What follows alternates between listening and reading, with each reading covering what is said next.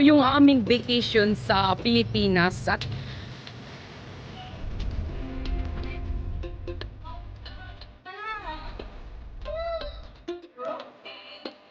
yung caravan po namin ay nakapark po talaga sa labas ng mother-in-law ko at father-in-law ko. Dahil nung pumunta kami sa Pilipinas, hindi namin alam kung saan i-park ang aming caravan. Dahil pwede kasi ito manakaw ang aming caravan. So we make sure na secure and safe ang aming caravan. Usually po, pag pumupunta kami dito or if we visit them, usually po ay natutulog po kami sa kwarto. If we visit them, hindi namin dinadala ang aming caravan. At this time guys, kakarating lang namin po. We've been traveling magkaiba't ibang airports, airline. We trying to isolate ourselves just in case po mayroon kaming COVID dahil matatanda na po yung mother-in-law ko at father-in-law ko. Nasa 70s na po sila. So yung aming vacation sa Pilipinas, at least mga 3 weeks po talaga. At sulit na sulit naman talaga guys dahil hindi talaga kami as in pumunta sa Siargao para mag-adventure. So mostly talaga kung may pinupuntahan kami ay kasama yung pamilya. Iba talaga yung pakiramdam na kasama mo yung pamilya mo. For 3 weeks for me, parang ang tagal na siya. Where are you going? I just grandma. Where's grandma? Grandma is inside. Gusto niyang makita yung grandma niya. Naku, Sylvester, yung mga bag, saan niya dinadala? Grandma, grandma. So ayun, nandun si Sylvester sa kanyang lula. Hanap siya ng hanap. Actually, nung dumating kami dito, sabi niya, ito daw yung bahay ng grandma niya at grandpa niya. And maglilinis po ako ng aming karaban. Maglilinis po kami ng aming karaban. So ganito po talaga namin nililinisan ng aming karaban. Parang naglalaro lang kami guys ni Sylvester. Kailangan mo talaga siyang lilinisan at least once a month para malinis. Ayan, so wina-wipe lang namin ng sabon. Kasi marami po talaga siyang insekto dito na i-stuck or dusty. Especially po pag nagta-traveling kami. Ganito lang guys, no? Hindi ka makapaniwala na yung nililinisan namin ay dito kami nakatira. Bahay talaga namin, literal.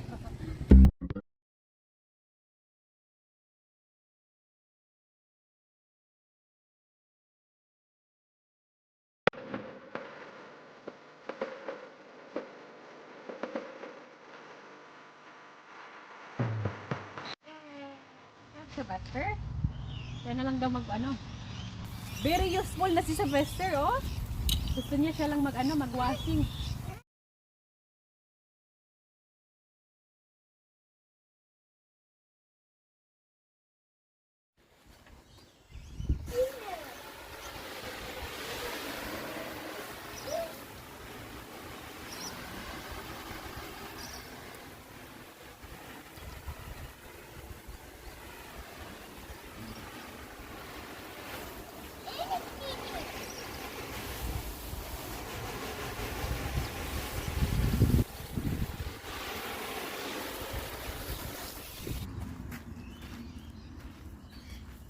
Pataasin ko lang kunti just in case baka mabasa yung mga bulaklak ng ano ko.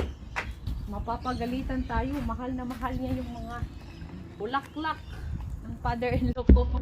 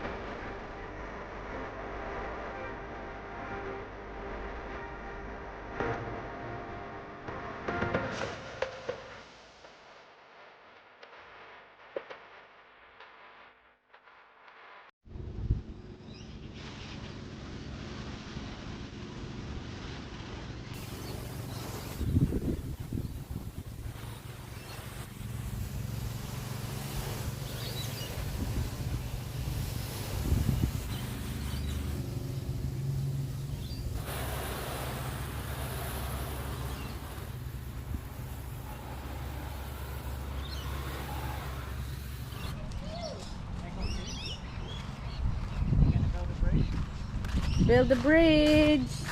Build a bridge, mommy. A bridge, mommy. Yeah, where is the bridge? Sit down. The bridge. Bridge? A bridge, Shiver. One listen. Yes. It listen. And this one look. Yay! Let's meet all the animals. Oh, we get the ducks here. Ducks. We are scared. Yeah, what's next? Oh no, it's a cow. Look. Broken. Look. There we go. It's a cow. Let's read again. Let's read again. And read. What's that? A God. It's a horse.